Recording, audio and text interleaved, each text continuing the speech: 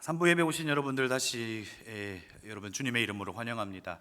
여러분, 우리의 인생의 전과 후가 이 만남이라고 하는 것으로 바꾸어진 그 유일한 만남이 있습니다. 바로 하나님과의 만남입니다. 그 만남은 우리에게는 여러분 무엇이 되었습니까? 사건이 되었습니다. 오늘 우리의 예배가 이와 같기를 바랍니다. 주님은 오늘 이 예배 가운데 우리를 만나 주시겠다고 약속하셨습니다. 그래서 오늘 우리의 예배가 그냥 한날의 이벤트가 아니라 우리를 만나 주시는 사건이 되기를 소망합니다. 그런 의미를 담아서 옆에 분들과 이렇게 인사를 나누시겠습니다. 예배는 사건입니다.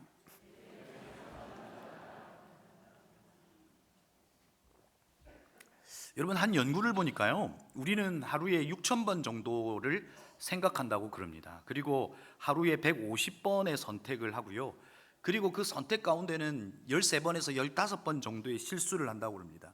그런데 여러분, 실수의 대부분은 우리가 이제 느끼지 못하는 건 이 결과로 이어지지 않고 또 그렇게 느끼지 못하기 때문입니다. 그러면 여러분, 우리는 하루에 한 몇 번 정도의 질문을 하고 살까요? 좀 궁금해졌습니다.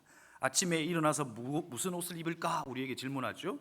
길을 가다가 호떡을 먹고 싶습니다. 그래서 먹을까 말까 질문하고 또 고민하죠. 그래서 트럭 아저씨께 물었습니다. 아저씨, 호떡 얼마입니까?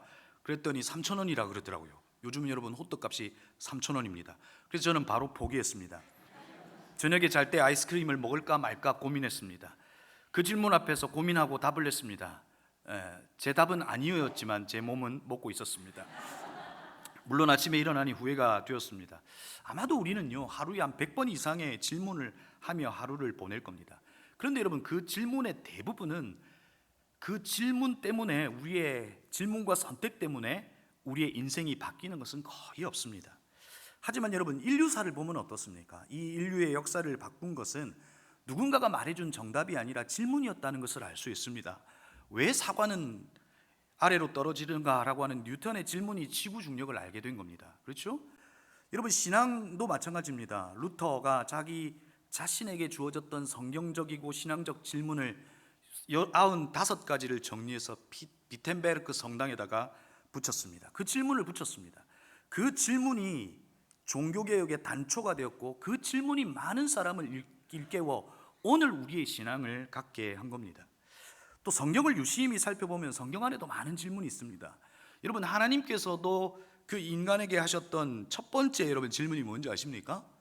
죄를 지은 아담에게 하셨던 질문입니다. 네가 어디 있느냐? 라고 하는 질문이었습니다. 저는 예수님을 만나면 꼭 하고 싶은 질문들이 정말 많은데 그 중에 뭐 이런 겁니다. 예수님, 오병이어는 도대체 어떻게 하신 겁니까? 이런 거 정말 궁금합니다. 여러분 궁금하지 않습니까? 정말 떡을 떼면서 이렇게 됐을까? 아니면 누가 밑에서 이렇게 주었을까? 뭐 이런 거 있잖아요, 여러분. 그리고 또 궁금한 것이 있습니다. 꼭 묻고 싶은 질문이 있습니다. 예수님, 삼위일체가 맞습니까? 뭐 이런 거 있잖아요. 주님이 그거 아닌데 이러면 큰일 나는 거죠, 그렇죠? 여러분, 하나님 나라 이제 큐티 마태복음을 묵상하다 보면요, 그 묵상을 통해서도 우리가 확인할 수 있는 게 예수님과 제자들 사이에서 많은 질문이 오고 가는 것을 볼 수 있어요. 그러니까 예수님이 의도적으로 질문하세요. 그리고 그 질문에 대한 답을 유도하시죠. 그 대표적인 질문이 너희는 나를 누구라 하느냐라고 하는 질문이죠. 여러분, 그 질문에 이 베드로의 고백 가운데 예수님께서 이 에클레시아, 교회라고 하는 것을 처음 이야기하셨습니다. 여러분, 부활하시고 또 베드로를 만나셨습니다. 베드로에게 질문하셨던 그 질문은 신앙생활을 하는 저와 여러분에게도 정말 중요한 질문입니다. 여러분, 어떤 질문입니까? 네가 나를 사랑하느냐라고 하는 질문입니다.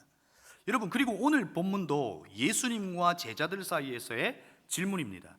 요한복음 6장에서는 오병이어의 사건이 끝나고 난 이후에 이 제자들, 이 당시에 무리들이라고 보는 게 맞겠죠? 그 무리들이 예수님께 질문합니다. 우리가 무엇을 하여야 하나님의 일을 하는 것이 됩니까? 라고 묻습니다. 그리고 마태복음 19장에서 부자 청년이 질문하죠. 선생님, 내가 영원한 생명을 얻으려면 무슨 선한 일을 해야 합니까? 라고 질문합니다. 그런데 여러분, 오늘 이 질문은 2000년이 지난 이 오늘, 이 현대를 살아가고 있는 저와 여러분이 사실상 예수 그리스도께 하는 질문이기도 하고, 그 질문에 대한 답을 꼭 들어야 할 질문의 답이기도 합니다. 여러분, 우리는 특별히 사순절을 보내고 있습니다. 여러분, 교회의 절기는 행사를 위해 만든 것이 아니라 교회와 성도의 유익을 위해서 만든 겁니다. 특별히 사순절은 부활절 전 40일을 예수께서 가셨던 그 길을 깊이 생각하는 절기로 보냅니다. 여러분, 오늘이 사순절의 몇 번째 주일인지 아십니까? 제가 우리 청년부 같으면 퀴즈를 내고 선물을 드리고 막 이랬을 것 같은데, 몇 번째 주일이냐면 바로 5번째 주일입니다. 다음 주일이 종려주일이 되고, 종려주일이 끝나면 고난주간을 보내고 바로 31일이 부활주일이 됩니다. 우리는 사순절을 보내면서 예수님과 오고 갔던 그 질문과 그 답변을 통해서 나의 일상을 잠시 멈추고 내가 하는 일을 바라보며, 내가 하는 일은 하나님의 일인가 사람의 일인가, 그리고 이것은 내 일인가 하나님의 일인가 한번 깊이 생각해 보는 시간이 되었으면 좋겠습니다. 그리고 하나님의 일이 무엇인지를 깨닫고 이 사순절 기간, 그 기간을 하나님의 일을 함으로 보내는 시간이 되었으면 좋겠다 하는 겁니다. 자, 여러분에게 질문을 하나 드릴까요? 저는 지금 일을 하고 있습니까? 아니면 예배를 드리고 있습니까? 예, 여러분, 제가 지금 일을 하고 있습니까? 예배를 드리고 있습니까? 예배를 드리고 있습니까? 근데 왜 이렇게 힘들죠? 여러분, 목사라고 하는 것을 직업으로 본다면 저는 그 직업에 충실하게 지금 일하고 있습니다. 그런데 성도라고 본다면 나는 예배를 인도하는 이로, 여러분의 예배를 돕는 이로 여러분과 더불어 함께 뭐하고 있는 겁니까? 예배를 드리고 있는 것이죠. 그런데 여러분, 여기에서 하나의 질문을 더 던져야 합니다. 제가 하고 있는 이 일은 하나님의 일을 하고 있는 것일까 아니면 나의 일을 하고 있는 것일까 하는 겁니다. 여러분, 제가 하나님의 일을 하고 있습니까? 내 일을 하고 있습니까? 여러분 참 착하신 것 같아요.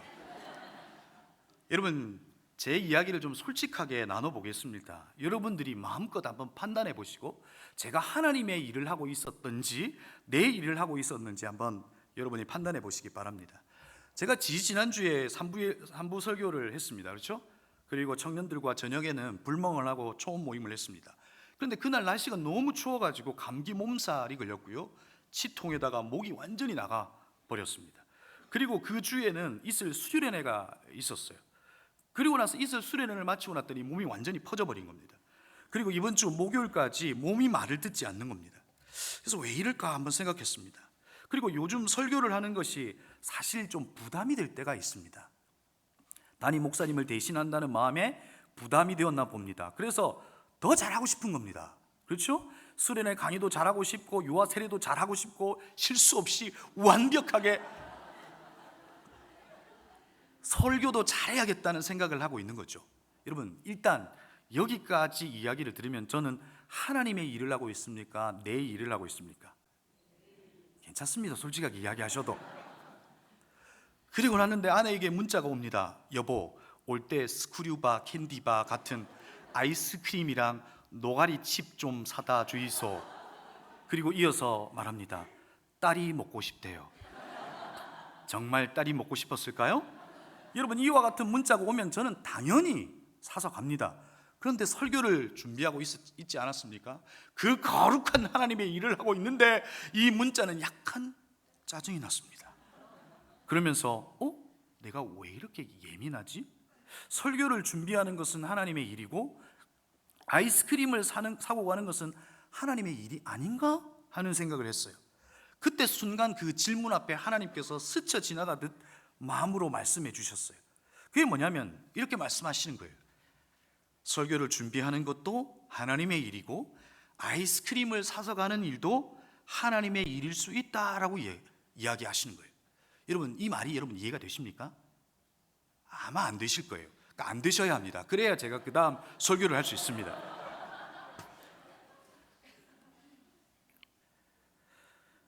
여러분, 이제 지나간 2주의 시간을 보니까 내 일을 하고 있었던 거예요. 몸과 마음에 힘을 주고 예민한 상태에서 하나님의 일을 한다고 하면서도 사실 뭐 한 거예요? 내 일을 하고 있는 거예요. 저는 가끔 설교를 할 때 청년들에게 이렇게 고백합니다. 고백하게 합니다. 어깨에 힘을 빼면 주가 일하십니다. 이렇게 고백하게 합니다. 그리고 나를 잠시 멈추어 세우고 어깨에 힘을 빼고 큰 호흡으로 숨을 쉬고 내쉬고 주님, 나의 주인 되어 주시고 나를 인도해 주세요라고 고백했습니다. 내가 하는 일이 내 일이 아니라 하나님의 일이 되게 해주세요라고 고백합니다. 그렇게 하고 나니 마음에 약간 자유함이 생기더라고요. 그렇죠? 그래서 여러분, 지지난주의 설교와 지금의 표정이 좀 다르지 않습니까? 네. 최선을 다해 설교를 준비해서 죽을 쓰면 어떻습니까? 그러면 여러분들이 더 잘 소화하겠죠. 죽이니까. 이런 생각이 들더라고요. 주의 일이 될 거니까, 하나님의 일이 될 거니까. 여러분, 저를 한번 따라해 보시겠어요? 어깨 힘을 한번 쭉 빼보십시오. 어깨 힘을 빼고, 그리고 한숨을 한번 크게 자주 하시는 거 있잖아요, 그렇죠? 그리고 저를 따라해 보실까요? 어깨에 힘을 빼면 주가 일하십니다. 여러분, 이 말의 의미가 무엇인지를 여러분은 알게 될 겁니다. 우리의 삶에 내 일인가? 하나님의 일인가? 우리는 질문하고 그 답을 찾아보아야 한다는 겁니다. 여러분, 성경을 보면 일의 기원을 찾아볼 수가 있죠.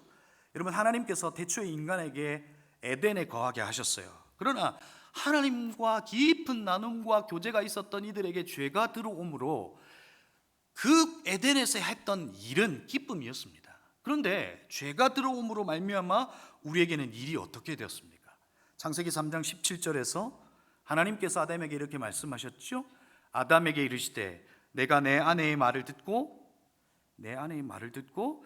내가 네게 먹지 말라 한 나무의 열매를 먹었은즉 땅은 너로 말미암아 저주를 받고 너는 내 평생에 수고하여야 그 소산을 먹으리라.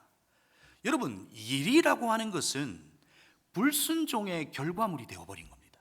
그래서 일이라고 하는 것을 들을 때마다 우리는 힘들고 어려운 것으로 인식하기 시작한 겁니다. 그렇지 않습니까? 그런데 여러분, 그 일이라고 하는 것은 기독교의 역사 가운데 그 개념이 전환된 때도 있습니다. 13세기 토마스 아퀴나스가 이 일이라고 하는 것을 청지기적 수단이라고 보았습니다. 그러기에 우리는 이 땅에 청지기로 살아가면서 그 일을 감당하기에 일은 결코 우리의 고단함이나 우리를 어떤 불순종의 결과물로 우리를 힘들게 하기 위한 것이 아니라는 것을 이야기한 겁니다.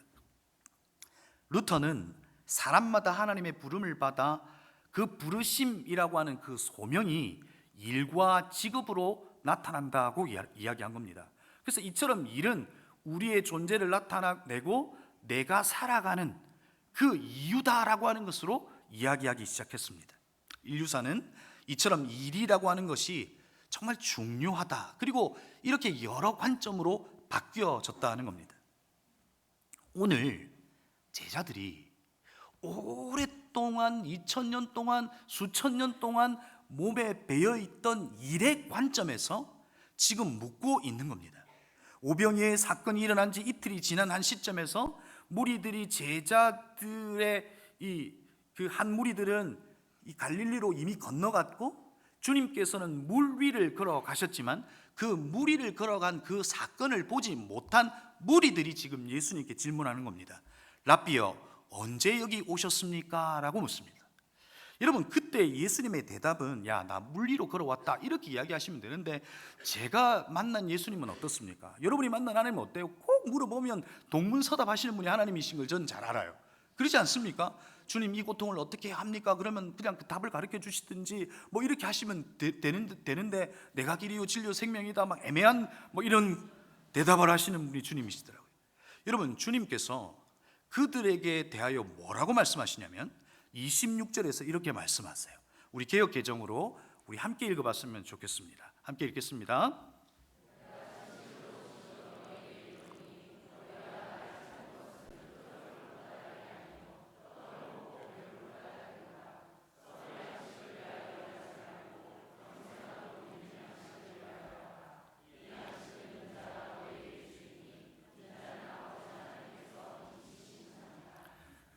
여러분, 예수님을 찾았던 이 무리들은 예수님을 찾은 이유가 그들을 향한 그 영생에 대한 관심이 아니라 이들의 배를 채워주었기 때문입니다. 여러분, 당시 1세기 이스라엘은 어떤 음식을 먹을까 지금과는 전혀 다릅니다. 그들은 하루 한 끼를 먹는 것이 보장되어 있지 않는 때를 살았습니다. 예수가 나타나 먹을 것을 그들에게 준 겁니다. 이 로마의 철권 통치로 고생했고 부패한 귀족들이 착취를 당했고 성전은 훼손당했고, 그런데 그때 예수님의 등장은 이들에게는 엄청난 희망이었을 겁니다. 예수를 바라보는 순간 그의 마음에는 엄청난 감격과 그런 어떤 희열과 같은 것들이 있었을 겁니다. 저 주님을 통해서 우리의 허기를 채워줄 거야, 이 압제로부터 자유를 줄 왕이라고 하는 생각이 그들에게 가득했을 겁니다. 그런데 주님은 썩을 양식을 위하여 일하지 말고 영생하도록 있는 양식을 위하여 하라라고 하는, 당시 그 질문 앞에 도저히 이해할 수 없는 대답을 하고 계십니다. 그리고 그렇게 이해하지 못하는 무리들에게 또 예수님에게 그들이 질문합니다. 우리가 무엇을 하여야 하나님의 일을 하는 것이 됩니까? 라고 질문합니다. 여러분, 그들은 지금까지 살아왔던 삶의 방식에서, 그리고 지금까지 일이라고 하는 개념, 알고 있던 그 개념에서 최선의 질문을 하고 있는 겁니다. 주님을 위해 어떤 수고를 해야 하냐고 묻고 있는 겁니다. 그런데 여러분, 이들에게 예수님께서 하시는 대답은 아주 간단하고 명료합니다. 예수께서 대답하여 이르시되 하나님께서 보내시는 일을 믿는 것이 하나님의 일이다 라고 말씀하세요. 여러분, 이 말의 의미가 이제 무엇인지 찾아봐야 합니다. 여러분, 주님의 이 대답은 인간이 수천 년 동안 생각과 몸에 스며들어 있는 그런 이 대답과는 전혀 다른 대답을 하세요. 여러분, 오늘 마태복음 19장에서 부자 청년이 영생에 대하여 무슨 선한 일을 해야 하는가라고 묻고 있습니다. 하지만 이 대답은, 이 질문은 어떤 것에서 기인한 겁니까? 나도 신에 대하여, 나도 하나님에 대하여 선한 일을 할 수 있다라고 하는 생각에서 질문한 것이고, 그 생각을 뒤엎어 놓은 겁니다. 나도 하나님을 위해 수고할 때 그 수고를 통해 얻을 떡이 있다고 그들은 생각한 겁니다. 그래서 여러분, 대부분의 종교에는 무엇이 있습니까? 수고로움이 있습니다. 그렇지 않습니까? 어떤 종교는 아침, 점심, 저녁으로 뭘 이렇게 탁 치면서, 아시죠? 남녀오른 이렇게 하면서 하더라고요. 그러면서 거기서 개종을 한 이가 기독교로 돌아왔더니 이제 전도한 딸에게 묻는 겁니다. 야, 너희들 기독교는 이렇게 하는 게 없냐? 그죠? 3번씩 이렇게 정성을 들였는데 기독교는 보니까 뭐 하는 게 없는 거예요. 그래서 성경을 읽었다, 뭐 이런 이야기를 들었습니다. 여러분 보세요. 종교에는 수고로움이 있습니다. 그래서 다음 세상을 위해 자신에게 주어진 업보가 있다고 생각하고 그 일을 감당하는 이들도 있습니다. 저는 인도에는 가보진 않았지만 인도에 가면 그 강가에서, 겐지스 강에서 계속해서 빨래만 하는 일이 있다고 합니다. 그러니까 자기는 그 열심을 통해서 그 업보를 쌓아서 다음 세계에 더 좋은 모습으로 태어나려고 한 것이라는 겁니다. 사람들은 할 일이 있다는 것으로 살 이유를 찾고 있는 이들이 있습니다. 그렇지 않습니까? 내가 어떤 역할을 감당하고 내가 어떤 일을 하는 것으로 살 이유가 있다고 생각하는 경우가 있다는 겁니다. 여러분, 위대한 문학자이며 위대한 업적을 남긴 해밍웨이가 왜 여러분 죽음을 선택한 줄 아십니까? 그는 작품을 쓸 수가 없었습니다. 그는 할 일이 사라져버린 겁니다. 그의 존재의 이유를 일에서 찾았습니다. 일을 잃어버리자 죽음을 선택한 겁니다. 그 죽음을 여러분 위대한 죽음이라고 말할 수 있습니까? 그럴 수 없습니다. 우리가 무언가를 하는 일을 통해 하나님의 영광이 되고 기쁨이 될 수 있는 것이라고 생각합니다. 그렇지 않습니까? 그렇다고 해주시면 안 되겠습니까? 그런데 여러분, 그런 생각을 하고 있는 이스라엘 백성들과 그리고 저와 여러분에게 뭐라고 지금 말하고 있냐면, 얘들아, 네가 해야 할 일이 있는데 그건 지금 네가 생각하고 있는 하나님의 영광을 위하여 할 그 어떤 일이 아니라 날 믿는 거야 라고 말하고 있는 겁니다. 이것이 네가 해야 할 일이야 라고 말하고 있는 겁니다. 여러분, 예수님의 이 대답의 의미가 뭔지 아십니까? 하나님을 위해 할 일이 없어. 지금 네가 하나님을 위해 무언가를 하려고 하는 그 일, 그거 아니라고 이야기하고 있는 겁니다. 네 스스로가 할 수 있는 선한 일은 없다라고 말하고 있는 겁니다. 또한 주님은 말로 표현하지 않았지만 이들을 바라보시며, 그리고 저와 여러분을 바라보시면서 마음으로 이와 같이 말했을까 생각해 봅니다. 네가 할 수 있는 일은 없어. 그래서 내가 네가 해야 할 일을 대신할 거야. 수고하고 무거운 짐의 문제를 해결할 수 없는, 그러나 그 무언가를 해야 한다고 생각하는 너를 위해 내가 대신 그 일을 할 거야. 여러분, 그 일이 뭡니까? 수고하고 무거운 짐을 지고 살아가는 그것이 내 인생에 엿보이고 그것이 내 존재를 나타낸다고 생각하고 그 일을 통해서 삶의 의미를 찾고 있던 저와 여러분에게 뭘 이야기하시는 겁니까? 그게 널 구원할 수 없어.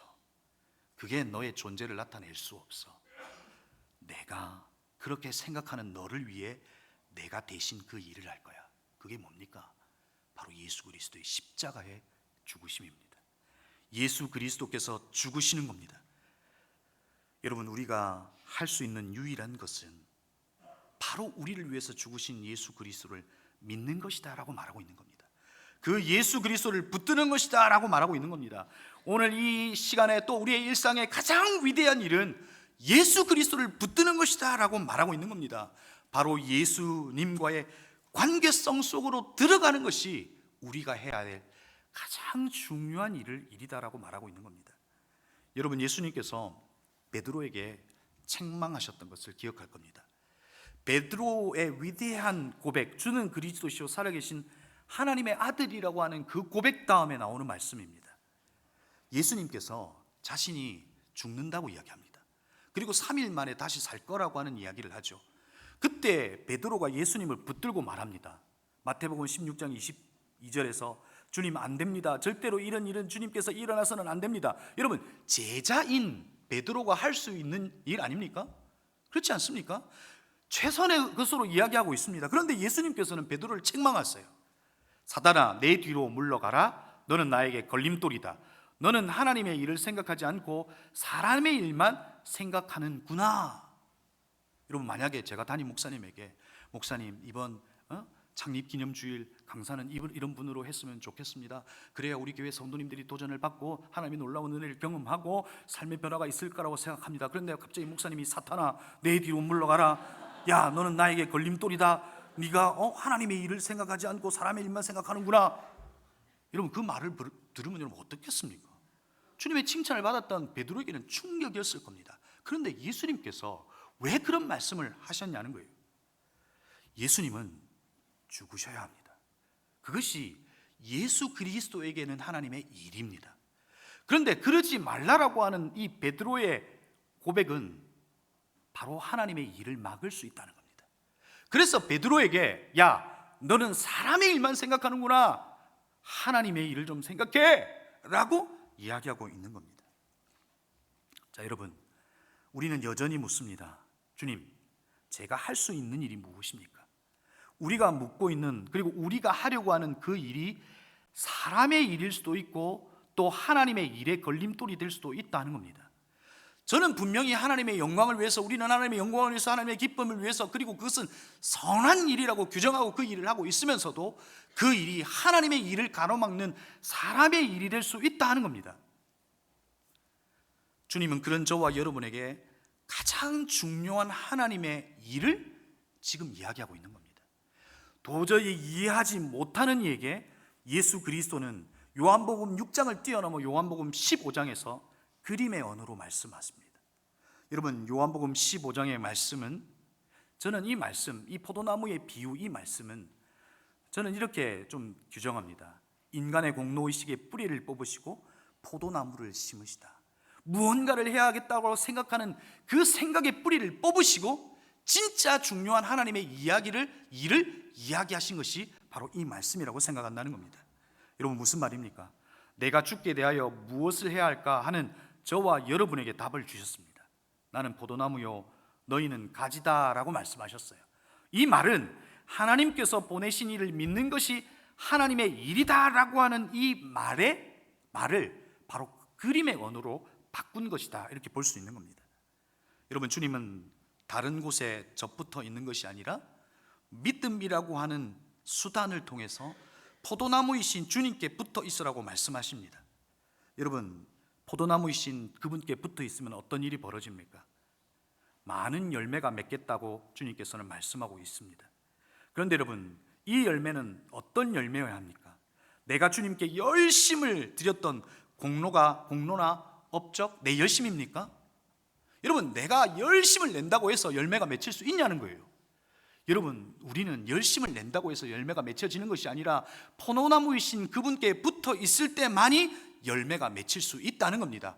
그분께 붙어 있을 때 그 열매는 오히려 그 열심을 통해서 맺혀지는 그 어떠함이 아니라 자연스러움이 있을 수 있다는 겁니다.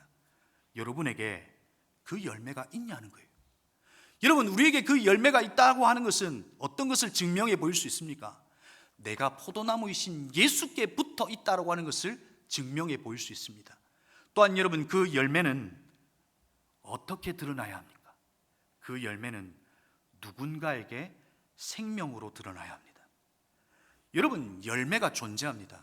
그 열매가 존재하는데 그 열매가 예수 그리스도께는 열매를 우리 가운데 맺히게 하시고 관상용으로 주셨겠습니까? 와, 열매 이쁘네. 우리의 신앙 참 아름답네. 그것으로 주님께서 우리를 열매 맺게 하셨겠냐고요.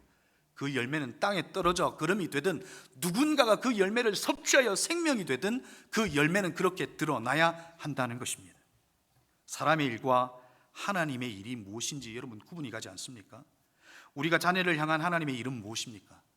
자녀를 향한 하나님의 일은 좋은 대학 가는 것이 하나님의 일일까요? 분명히 아닐 겁니다.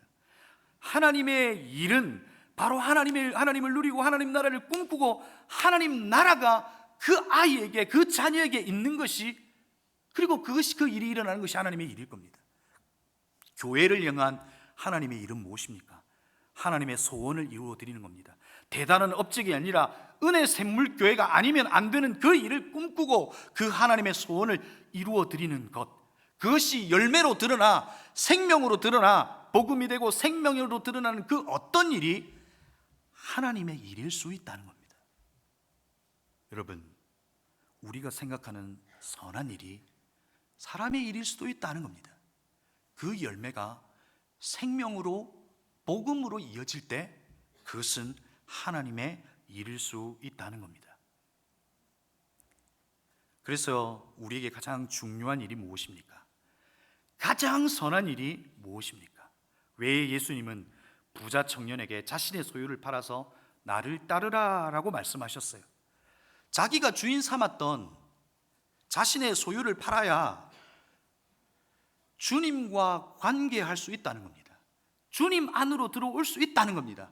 포도나무이신 그분께 붙을 수 있다는 겁니다. 재물과 재산과 나의 성공의 방식과 내가 주인 되었던 그 어떤 것과 예수 그리스도, 그 두 주인을 섬길 수 없다는 겁니다. 그래서 그 한 주인을 버리고 나에게 와야 된다고 이야기하는 겁니다. 그래야 네가 내 안에 있을 수 있다라고 이야기하는 겁니다. 부자 청년에게 선한 일은 뭡니까? 바로 그분 안으로 들어가 그분을 아는 것이고, 그분 안으로 들어가 하나님의 일, 하나님의 뜻을 알아내는 것이 가장 중요한 일이라고 하는 것을 이야기해 주고 있는 겁니다.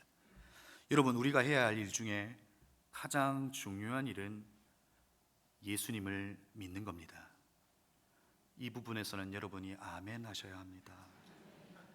여러분, 우리가 해야 할 일 중에 가장 중요한 일은 예수님을 믿는 겁니다. 예수님을 믿으십니까? 열매가 있으십니까? 점점 약해지고 있습니다. 우리의 고백으로 내가 믿고 있다는 걸 확인하지 않기를 바랍니다. 주여, 주여 믿습니다가 내 믿음이 있다라고 하는 것을 말해줄 수 없습니다. 열매입니다. 그리고 내가 주님 안에 있어 내가 그분과 만남 속에서 그분의 아주 존귀한 존재로 살아내고 있는가가 증명해 주는 거죠. 여러분, 우리가 해야 할 일 중에 가장 중요한 건 바로 예수님을 믿는 거고 그분께 붙어 있는 거라고 말씀하고 계십니다. 그럴 때 우리 안에 어떤 일이 벌어지냐고 요한복음 15장 7절에서 말하고 있습니까? 우리 한 목소리로 한번 읽어봤으면 좋겠습니다. 함께 읽겠습니다.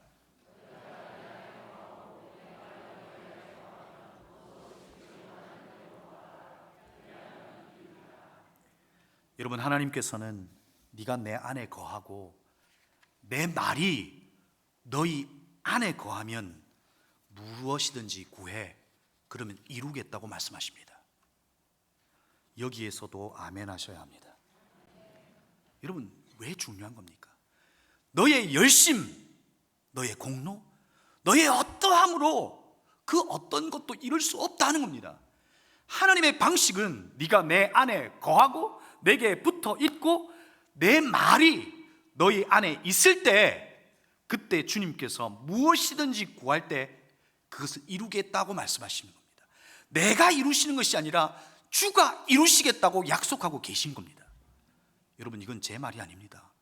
그리스도께서 약속으로 주신 말씀입니다. 하나님은 우리 안에 소원을 두어 하나님의 위대한 일을 이루시기를 원하세요. 그러나 하나님의 위대한 일은 우리가 생각하는 하나님을 향한 그 어떤 업적이 아닙니다. 예수님은 분명히 말씀하셨어요. 하나님께서 보내신 일을 믿는 것이 하나님의 일이다 라고 말씀하셨어요. 여러분, 최근에 보았던 책 중에 영미권에서 대표적인 이 사상가인 찰스 테일러가 쓴 그 책의 한 내용입니다. 지금의 현대인들을 이 어떤 모습이 있는지를 우리에게 알려줍니다. PPT 화면 한번 보여주시겠어요? 지금을 살아가는 현대인들에게 있는 것이 있다고 말합니다. 오늘날 불안의 첫 번째 요소는 개인주의이다. 개인주의를 많은 사람들이 근대 문명의 최고의 업적이라고 말하지만 삶은 단조로워지고 협소해진다. 의미를 잃어버린다. 타인의 삶이나 사회에 점점 무관심해진다. 비정상적이고 개탄할 정도로 자기에게만 몰두하는 일이 문화의 고유한 형태로 나타나는 것이다. 여러분, 이 현대에 나타나는 현상 가운데 자기 중심성이 강화됐다는 겁니다. 그런데 여러분, 이것이 성도에게는, 여러분에게는 없는 일입니까? 점점 나라고 하는 것에 몰두하기 시작한다는 겁니다. 나라고 하는 것에 몰두할 때 점점 우리는 주변을 살펴볼 수 없습니다. 나라고 하는 것에 몰두할 때 우리는 하나님의 일에서 관심에서 멀어집니다. 나라고 하는 것에 몰두할 때 그분께서 나에게 말씀하심에도 불구하고 그 일을 알아차리지 못합니다. 그분의 말귀를 알아듣지 못하는 시대 속에서 살아가더라는 겁니다. 사랑하는 성도 여러분, 우리가 하는 일을 통해 내 존재를 나타내는 것이 아니라 존재와 존재의 만남이 있는 시간과 공간이 필요합니다. 다시 그분에게로, 다시 그분 안으로 관계의 회복이 필요합니다.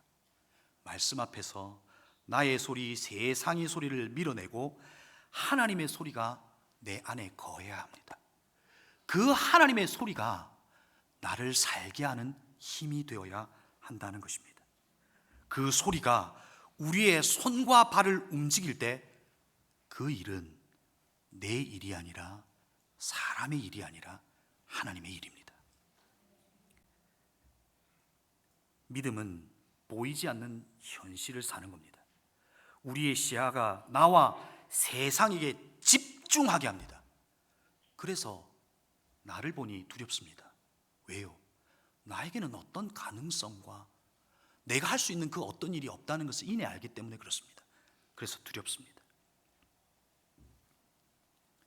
내 삶의 주도권이 나에게 있으면 실패로 돌아가면 감당할 수가 없습니다. 그렇지 않습니까?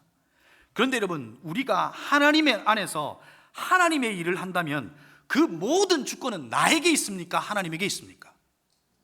다시요, 내가 하나님 안에서 하나님과 더불어 하나님의 일을 한다면 그 모든 주도권은 하나님에게 있습니까? 나에게 있습니까? 하나님에게 있습니다.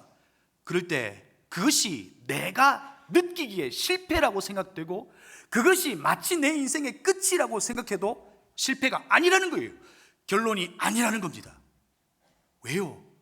그 모든 주도권은 내가 아니라 하나님이 가지고 계시기 때문입니다. 오히려 우리는 그 실패와 좌절과 절망 속에서 다시금 하나님을 바라봄으로 그분을 소망하며 일어설 수 있다는 겁니다. 나와 세상은 절대 나에게 두려움의 대상이 될 수 없다는 겁니다.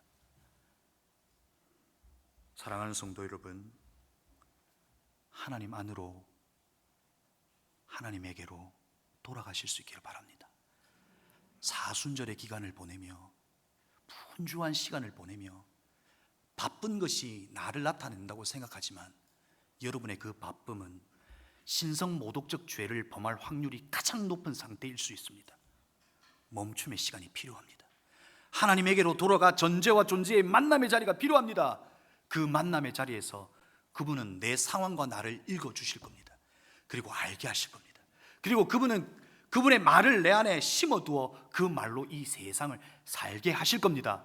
세상을 살아갈 때 내 힘으로 사는 것이 아니라 그분의 말씀으로 살게 하실 겁니다. 그분은 그분의 말씀으로 나와 함께 동행하시며 살게 하실 겁니다. 그분에게로 돌아가야 합니다. 우리에게 있어서 가장 중요한 일은 예수 그리스도를 믿는 겁니다. 사순절 기간 주님과의 관계가 회복될 수 있는 저와 여러분이 되기를 바랍니다. 이제 말씀을 마무리하겠습니다. 저를 한번 따라 해보셨으면 좋겠습니다. 여러분, 아웃포커싱이라고 아실 거죠, 그렇죠? 사진을 찍다 보면 배경을 날려버리는 겁니다. 엄지손가락을 한번 이렇게 한번 내보시겠습니까? 그리고 한번 여러분 손가락을 보지 마시고 주변을 한번 보시겠어요? 주변이 보여요? 손가락이 보여요? 사실 둘 다 보이죠. 주변이 보입니다. 근데 손가락을 한번 보시겠어요? 주변이 보여요? 손가락이 보여요? 둘 다 보이지만 주변은 흐려집니다. 우리가 생각하는 세상, 그 두려움 속에 살아가는 우리가 예수 그리스도를 믿는 것이 가장 중요한 일이라고 하고 그분을 바라볼 때 우리가 가장 중요하게 생각하는 세상의 모든 것들은 아웃포커싱입니다. 여러분에게는 결코 중요하지 않습니다. 그 일은 예수 그리스도께 하나님에게 중요한 일로 주님을 바라보는 이에게 아웃포커싱이 된 그 모든 세상의 일들을 주가 일하십니다. 주가 일하십니다. 그 주님을 온전히 바라보는 그 가장 중요한 일을 선택하는 그 관계 회복이 있는 그 사순절의 기간이 되기를 주의 이름으로 축복합니다.